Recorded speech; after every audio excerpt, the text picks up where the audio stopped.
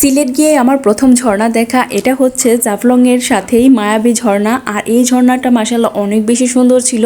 টানা 3 দিন বৃষ্টি হয়েছিল, তারপরেই কিন্তু আমরা এই ঝর্ণাটার আসল সৌন্দর্য দেখতে পেয়েছিলাম। ঝর্ণার সৌন্দর্য কিন্তু সবসময় একরকম থাকে না, এক এক সময় এক এক রকম দেখা যায়। তবে বর্ষার মৌসুমে ঝর্ণা কিন্তু তার সৌন্দর্য ফুটিয়ে তুলে। যেমন এই যে দেখতেই পাচ্ছেন কতটা সুন্দর লাগতেছিল, বাস্তবে এটার সৌন্দর্য অনেক গুণ বেশি, যেটা কিনা ভিডিওতে দেখানো সম্ভব না। আপনি যদি দেখেন সামনে থেকে তখনই বুঝতে পারবেন এটা কতটা সুন্দর ছিল।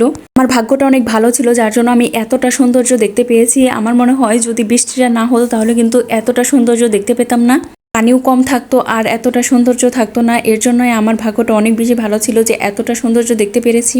আর আপনারা কে কে মায়াবী ঝর্ণা দেখেছেন, কে কে গিয়েছেন বলেন তো, আর আপনাদের কাছে কেমন লেগেছে, আপনারা যখন গিয়েছেন তখন কেমন সৌন্দর্য ছিল অবশ্যই কিন্তু জানাবেন। আমি কিন্তু অনেক আগেও একবার জাফলং গিয়েছিলাম, তবে আমি এই ঝর্ণাটার কাছে আসিনি, তখন আসলে জানতাম না। কিন্তু এবার গিয়ে আমি একদম মুগ্ধ হয়ে গিয়েছি।